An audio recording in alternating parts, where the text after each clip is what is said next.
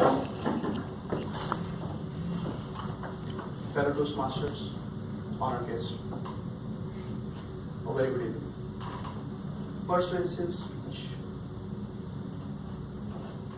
It always happens whether I am a buyer or I am a seller. We get involved in this type of speech. And it must have occurred to all of us. Sometimes we buy a product or we take up a service which we actually do not need. Still we do that because we get persuaded by the salesperson. The way he created the demand in me, and I am ready to go for that. So this persuasion is very important. So either I will be the buyer or I will be the salesperson. Either of the two. Talking about from a salesperson standpoint, there are 5 aspects which I need to take into consideration before I put forth my things. So the first thing and the thumb rule is focus on the buyer, not on yourself. So when a buyer, a potential buyer is coming to your store, listen to him. What are his needs? What is the problem he is facing and what solution he is looking for? And then you speak and tell about your service or product, how that can enhance his experience.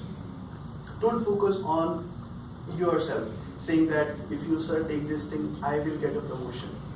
So it will be more like a selfish kind of thing. So focus on the buyer, what he is looking for. The second thing is to possess good listening skills. So if I have to understand what your problem is, what your need is, how can I help you, I need to listen to you, which is very important. The third thing is to create the value for the buyer. So if I'm selling something, either a product or a service, that should actually enhance the experience of the buyer, some way or the other. If I'm not adding to what he is already experiencing, then there is no point of me selling a product. So I should be creating a value. Next one is radiate credibility. So often if I see the other person, the way he explains a product, that means he has the good knowledge. Secondly, he gives all the aspects, all the pros and cons. And if for a given requirement, my product is not capable to deliver that, better to admit than to convince him to buy the product. Because I may lose a sale, but I will have a one buyer with me. Today or tomorrow, he will come back. If he doesn't come back, he will refer that I went to XYZ store. The people over there are wonderful. They know the product in and out. And if their product is really going to benefit you, they will only send them. Otherwise, they will say either we don't have, or they will redirect us to ABC store, which may have the product we are looking for. So the credibility. And the last one is to maintain a good attitude. Even if the buyer is asking you so many questions, or the buyer is not ready to come to the conclusion on the price thing, maintain a good attitude. Because ultimately you are doing a service. So that service with a smile, that is important. This whole thing revolves around the one aspect, that is focus on the buyer. And in the anatomy of persuasion, from the buyer's standpoint, the first thing is the buyer identifies the need.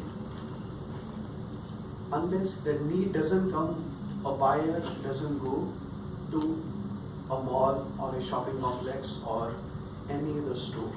I should have the first the need. If I need a mobile, because I need to connect, I need to use the email on the go, click photographs, everything. Only then I will be doing. So the need is important. Second thing is recognition of the importance. Do I really need this thing?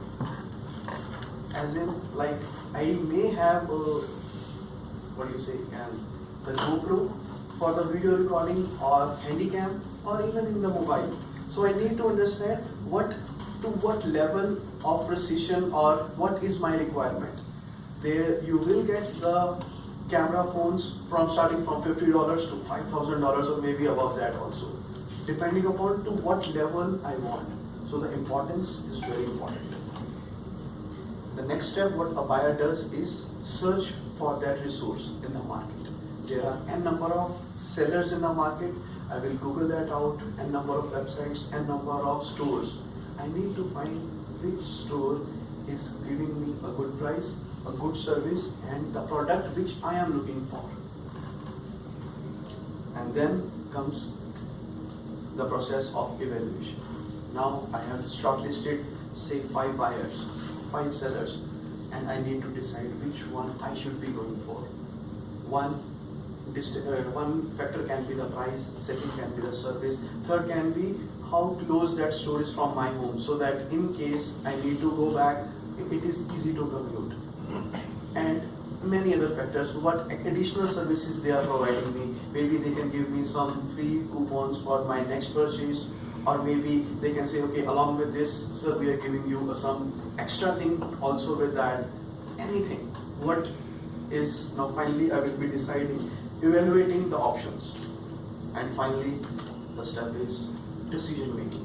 I need to go and say, yes, I want this thing, and affirmative.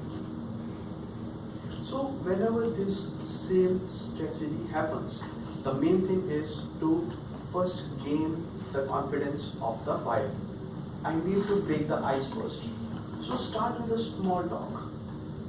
Maybe asking about the work or weather or any current event. Before jumping to what product you have to sell, first let that ice melt down. Second thing, you start asking few questions to understand the need or the requirement or the problem the buyer is facing. Then comes your aspect where you will be telling about the products which you are having. And once everything happens, then comes the step of proposing a solution. For example, let's take an example of I want to buy a toaster. Now a toaster, how I will propose a solution, I will ask for what purpose you need. You want for your home or you want for your office? Because if you want for your home, I may think, okay, along with that I can give you something else. Something else we can be some food processor or ice tray, something which can relate to it. And if it is for the office, then obviously that guy is going to order in bulk. I will say I can give you a group discount kind of thing. Then what is the requirement? If it is for the daily use, only 2 toasts you want to do at a given time or 4. You only want to do the bread or you want bagels also. So like that I will be proposing the solution. I have n number of products. Which one will suit you better? And finally is obtaining the confirmation from the buyer. Like the buyer smiles when the whole conversation is happening, or at the end, yes, I am okay. Or he says something like that, this sounds good. This will solve the purpose. This thing is sorted. Something from him. Or what if, or the another indication can be when the buyer will ask, okay, what will be the final price? What will be the discount I will be having? What is the service that you provide?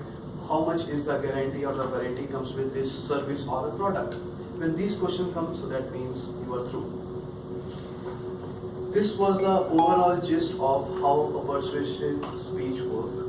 Now the second question is to do a small role play. I will ask John to come. He will be my potential buyer who is coming to my store, and I sell mountain bikes. So it is RoMo bikes. So I don't have the bike, I could not bring that. So we'll be acting, okay, I have a bike. Okay, so it's a small role play that he will be coming up with his needs or problem or identification, and I will be convincing him to buy my bike. Hey there, how are you? Good, how are you doing? I'm John. Yeah, Vatsal here. Hi, boss. Pleased to meet you. Yeah, we are same here. So what brings you over? I was looking for a mountain bike. I got a weak left knee. I got a big behind. In the past, bikes are really uncomfortable for me. And I see all these trails everywhere in Bluffdale. I've moved, and there's trails that go everywhere, and there's no steep hills. So I'm looking for a casual bike. Casual bike. Okay. So may I please ask, where do you work? I work from home. I work for a few companies from home, so I'm sitting on my butt all day. Not getting enough exercise. So that is the main reason. So you want to do the exercise but with the fun. Yep. Nice one. So you know the RoMo bike, what do we have? It's a hybrid bike. It's a road bike and a mountain bike. So wherever you want, maybe on the trail or up in the canyons, this is the bike, the RoMo bike. Okay, I'll tell you one thing. The best thing about this thing, it has 14 gears. So based on the speed level, because slowly you will be increasing the stamina and endurance. So you need this bike. What else you are looking for from a bike? I want it to be comfortable, and I don't want to put any pressure on my knees. I want it to be casual, and like I said, I got a big behind. Yeah. And bikes in the past have been not very comfortable when I sit for long periods of time. So I just want it to be relaxing. I want to enjoy the scenery and just have a nice bike ride. Yeah, so for this thing I tell you, for our